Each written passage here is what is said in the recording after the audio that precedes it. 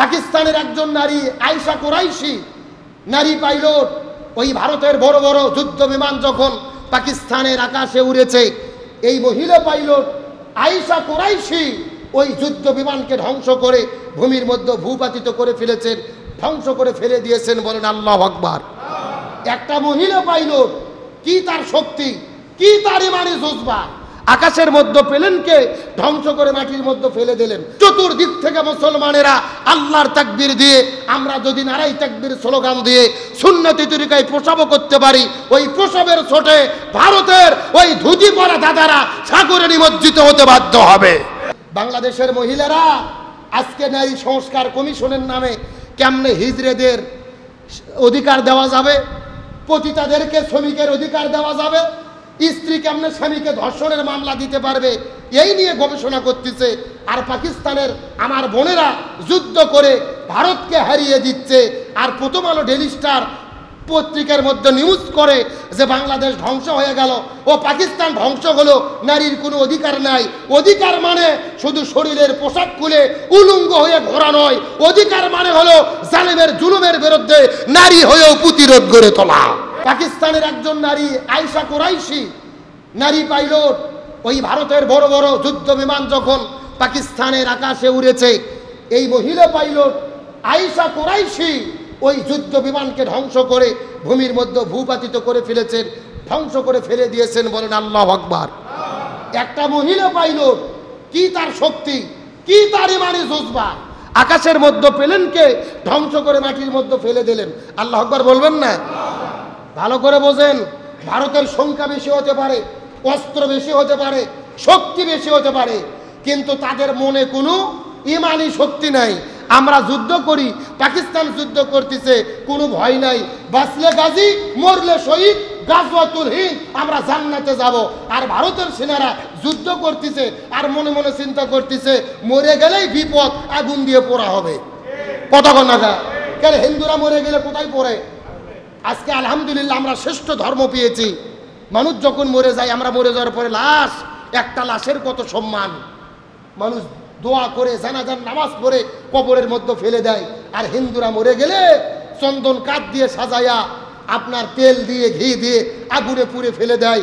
আর আমাদের মরে গেলে মুসলমানের ধর্মে লাশকে কত সম্মান করা হয়, চিৎকার করে বলেন আলহামদুলিল্লাহ।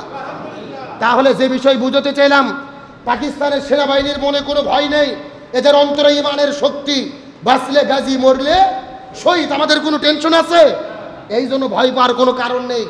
আমরা সংখ্যায় কম হতে পারি, আমাদের মধ্যে ইমানের শক্তি, আমাদের ভেতরে ইমানের জজবা।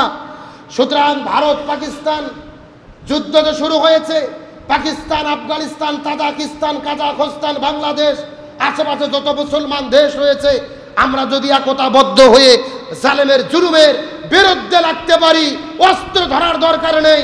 চতুর্দিক থেকে মুসলমানেরা আল্লাহর তাকবীর দিয়ে, আমরা যদি নারাই তাকবীর স্লোগান দিয়ে সুন্নতি তরিকায় প্রসব করতে পারি, ওই প্রসবের ছোটে ভারতের ওই ধুতি পরা দাদারা সাগরে নিমজ্জিত হতে বাধ্য হবে। এই জন্য এখন আমাদের প্রয়োজন কি? একতাবদ্ধ হওয়া। পাকিস্তান, আফগানিস্তান, বাংলাদেশ, আশেপাশে যত মুসলমান দেশ আছে, আমরা সবাই যদি এক হই, ঐক্যের শক্তি হলো বড় শক্তি। আমরা যদি এক হই, আমাদের কেউ হারাতে পারবে? তাহলে একজন মহিলা হয়ে আপনার যুদ্ধ বিমান ধ্বংস করে ফেললেন। বাংলাদেশের মহিলারা আজকে নারী সংস্কার কমিশনের নামে কেমনে হিজড়েদের অধিকার দেওয়া যাবে, পতিতাদেরকে শ্রমিকের অধিকার দেওয়া যাবে, স্ত্রী কেমনে স্বামীকে ধর্ষণের মামলা দিতে পারবে, এই নিয়ে গবেষণা করতেছে। আর পাকিস্তানের আমার বোনেরা যুদ্ধ করে ভারতকে হারিয়ে দিচ্ছে। আর প্রথম আলো ডেইলি স্টার পত্রিকার মধ্যে নিউজ করে যে বাংলাদেশ ধ্বংস হয়ে গেল ও পাকিস্তান ধ্বংস হলো, নারীর কোনো অধিকার নাই। অধিকার মানে শুধু শরীরের পোশাক খুলে উলঙ্গ হয়ে ঘোরা নয়, অধিকার মানে হলো জালেমের জুলুমের বিরুদ্ধে নারী হয়েও প্রতিরোধ গড়ে তোলা। পাকিস্তানের নারীরা পিছে গেছে, ওরা পাইলট হয়ে যুদ্ধ করে ভারতকে হারিয়ে দিচ্ছে। আর আমার দেশের নারীরা কি করতেছে দেখান। এরা শুধু অধিকার কায়েমের নামে কেমনে ছেলে মেয়ে গন্ডগোল লাগানো যাবে, কেমনে পতিতালয়ের মেয়েদের শ্রমিক বানানো যাবে, এগুলো নিয়ে তারা ব্যস্ত আছে। এগুলোর দ্বারা অধিকার কায়েম হয় না। অধিকার মানে নিজের যোগ্যতা দিয়ে প্রতিষ্ঠিত হওয়া, জালেমের জুলুমের মোকাবেলা করা। তার মানে রসুল বলে দিয়ে গেল কিয়ামতের আগে গাজওয়াতুল হিন্দ হবে, হিন্দুস্তানে যুদ্ধ হবে, আমার নবীর ভবিষ্যৎবাণী মিথ্যা হবে? জোরে বলেন মিথ্যা হবে? বাংলাদেশের একজন শায়েখ রয়েছেন মুফতি কাজী ইব্রাহিম, আপনার নাম শোনেন নাই? হাফিজাহুল্লাহ, বাংলাদেশের মুসলিম উম্মার একজন সম্পদ। তিনি গত কয়েক বছর ধরে বক্তব্য দিয়ে যাচ্ছেন যে 25 সালের ভেতরে ভারত পাকিস্তান যুদ্ধ হবে, পারমাণবিক যুদ্ধ হতে পারে, লক্ষ লক্ষ মানুষ জীবন দিতে পারে। আমার নবী হাদিসের মধ্যে বলেছে এটা হতেই হবে। আমার দেশের কিছু লোকেরা মুফতি কাজী ইব্রাহিম হুজুরকে নিয়ে ট্রোল করলো, তাকে নিয়ে সমালোচনা করলো, অথচ তার বক্তব্য দেখা যাচ্ছে আজকে অক্ষরে অক্ষরে মিলে যাচ্ছে। বলেন আল্লাহু আকবার। ভালো করে বোঝেন, মুফতি কাজী ইব্রাহিম একজন আলেম, ফেরেশতা না, নবীও না। উনিও ভুল করতে পারে, ফিকিরে ভুল হতে পারে, চিন্তা ভাবনায় ভুল হতে পারে, ওনার ভুল হতে পারে, কিন্তু আমার নবী হাদিসে যেটা বলে গেছে সেটা কি ভুল হবে? জোরে বলেন সেটা মিথ্যা হবে? তাহলে একজন আলেম রসুলের হাদিস নিয়ে গবেষণা করে কথা বলে, আপনারা তাকে নিয়ে টোল করেন, ঠাট্টা বিদ্রুপ করেন।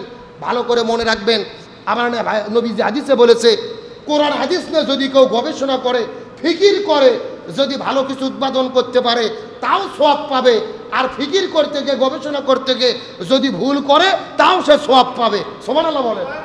তার কারণ কোরআন হাদিস নিয়ে গবেষণা করা, 1 ঘন্টার সময় কোরআন হাদিস নিয়ে গবেষণা করা, ফিকির করা 500 রাকাত নফল নামাজের চাইতে উত্তম। চিৎকার করে বলেন সুবহানাল্লাহ। সুতরাং আমি বলি সমালোচনা করেন না। মুফতি কাজী ইব্রাহিম আমাদের বাংলাদেশের মুসলমানদের সম্পদ, কথা কর না কেন? তার আলোচনা, তার গবেষণা, তার থিসিস, বিভিন্ন বিষয় নিয়ে তার গবেষণা আমরা দেখি বাস্তবে রূপ নেয়। আসলে তার কথা রূপ নেয় না, কোরআন এবং হাদিসে যা আছে সেটাকে লক্ষ্য করে তিনি বলতে চাই। আর মুফতি কাজী ইব্রাহিম মিথ্যা হতেও পারে, কিন্তু কোরআন হাদিস কখনো মিথ্যা হবে না। এই জন্য আলেমকে নিয়ে ঠাট্টা বিদ্রুপ নয়, মস্কারা নয়, সম্মান করেন, শ্রদ্ধা করেন। আমরা দেখেছিলাম গত 16 বছরে ওই স্বৈরাচারের রোশান হলে মুফতি কাজী ইব্রাহিম পড়ে জেলের মধ্যে বন্দী ছিলেন, তাকে দেশ ছাড়তে বাধ্য করা হয়েছিল। কথা বলে না কেন? ও আজগবি কথা যদি বলতো জালেমের জুলুমের শিকার হতো না। তাহলে এই জন্য আমাদের ভারত পাকিস্তান যুদ্ধ নিয়ে আমাদের ইমানের বলে বলিয়ান হতে হবে, ইমানদারদের পক্ষে থাকতে হবে, প্রয়োজনে প্রস্তুত থাকতে হবে। গাজওয়াতুল হিন্দ যদি শুরু হয়ে যায়, ইমানদারদের পক্ষে আমরা আছি তো ইনশাআল্লাহ? জোরে বলেন আছি তো ইনশাআল্লাহ? কারা কারা আছে একটু হাত তুলে দেখান তো দেখি। লিল্লাহি তাকবীর। হ্যাঁ, হাত নামান। এটাই হলো ইমানের দাবি, এটা হলো ইমানের দাবি।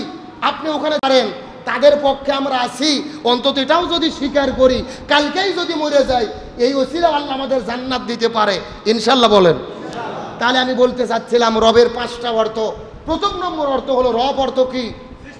সৃষ্টিকর্তা। জোরে বলেন রব অর্থ কি? তাহলে যা কিছু দেখি আর যা কিছু দেখি না সব কিছুই কে সৃষ্টি করেছেন? আরো জোরে বলেন। এখন প্রশ্ন, রব কাকে বলে? রব কাকে বলে? সৃষ্টির যা কিছু প্রয়োজন সব কিছু যিনি দিতে সামর্থ্য রাখে তিনি হলো রব। সুবহানাল্লাহ বলেন।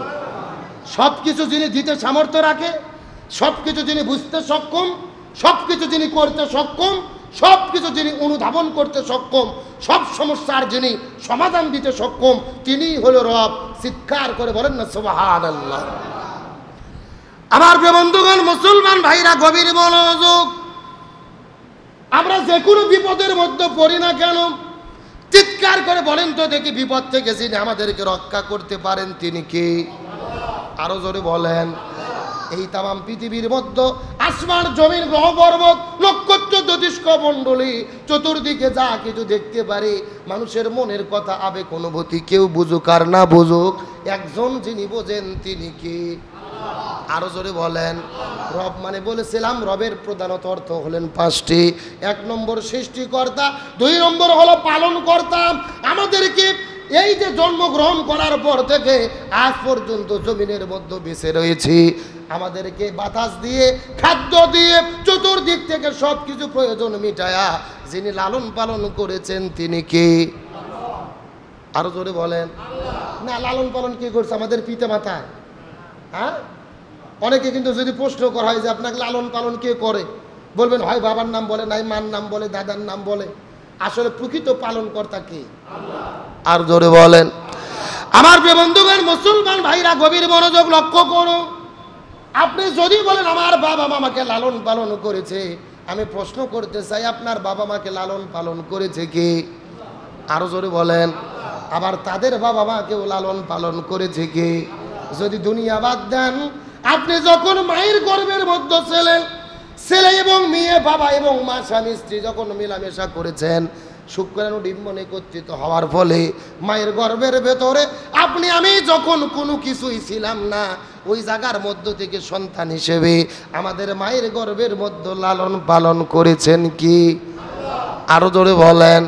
স্বামী স্ত্রী বিবাহের পরে মেলামেশা করার ফলে শুক্রাণু ডিম্বন একত্রিত হওয়ার ফলে মায়ের গর্ভের মধ্যে এক কোনা বীর্য যখন হিসেবে আমি পতিত হয়েছিলাম, ওই জায়গার মধ্যে দীর্ঘদিন থাকার পরে 40 দিন যখন পার হয়ে গেল, ছোট্ট একটা রক্তদানার মধ্যে আকৃতি লাভ করেছি।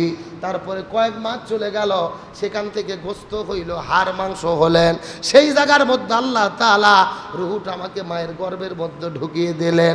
আমার নারের সঙ্গে মায়ের একটা নারের সম্পর্ক করে দিলেন। মাও যখন খাবার খায় আমিও খাবার খাই, মাও যখন খাবার খায় না আমিও খাবার খাই না। এইরকম চলতে চলতে 9 মাস পার হয়ে গেল। এই যে 9 মাস পর্যন্ত ছোট্ট এক ফোঁটা পানির মধ্য থেকে সন্তান হিসেবে পেটের ভেতরে যিনি লালন পালন করলেন, চিৎকার করে বলেন তো তিনি কি? আরো জোরে বলেন। এ শুধুমাত্র খাওয়া দাওয়ার মধ্যেই লালন পালন নয়, এই যে জন্মের পর থেকে এখন পর্যন্ত প্রতিদিন আমরা নাকের মধ্য দিয়ে যেই নিঃশ্বাসটা গ্রহণ করি, এখনই যদি আপনাকে পুকুরের মধ্যে ফেলে দেওয়া হয়, 2-3-4 মিনিট পার হয়ে যাবে, 5 মিনিট পার হয়ে যাওয়ার পরে আপনার যদি নিঃশ্বাস বন্ধ হয়ে যায়, আপনি নিঃশ্বাস নিতে পারবেন না, মারা যাবেন। তার মানে বোঝা গেল নিঃশ্বাস না নিলে মানুষ বাঁচতে পারে না। করোনা যখন শুরু হলো, মানুষের নিঃশ্বাস শ্বাসকষ্ট বেড়ে গেল, দুনিয়ার কোনো অক্সিজেন গ্রহণ করতে পারে না, বোতলের মধ্য থেকে তাকে অক্সিজেন দিতে হয়। ওই রোগীটা বুঝতে পেরেছে অক্সিজেনের কত দাম। এই যে জন্মের পর থেকে প্রতিদিন পর্যন্ত অক্সিজেন আমরা গ্রহণ করি, 1 মাসে যে অক্সিজেন গ্রহণ করি যদি 1 লক্ষ টাকা হয়, 1 বছরের মধ্যে যদি 1 বছর যদি গ্রহণ করি 12 লক্ষ টাকা হয়। এই যে আমি 40 বছর বেঁচে থাকলাম, কত অক্সিজেন আমরা গ্রহণ করেছি। যদি টাকাতে অক্সিজেন গ্রহণ করে দুনিয়ার মধ্যে বাঁচা লাগতো, আপনার কত কোটি টাকা যেত, আপনার সন্তানের কত যেত, স্ত্রীর কত যেত। এই অক্সিজেন এত দামি, যাকে ছাড়া মানুষ বাঁচতে পারে না, দুনিয়ার মধ্য থেকে বিদায় নিয়ে চলে যায়। আল্লাহ তাআলা বিনে থেকে অক্সিজেন এই দুনিয়ার মধ্যে দিয়েছে। যে অক্সিজেন আমরা গ্রহণ করি, চিৎকার করে বলেন তো দেখি সেই অক্সিজেনটা দিয়েছেন কি? আরো জোরে বলেন। আল্লাহ তাআলা অক্সিজেন আমাদেরকে দিয়ে এই জমিনের মধ্যে লালন পালন করতেছেন। তাহলে চিৎকার করে বলেন আমাদের লালন পালনকারী কে? আরো জোরে বলেন।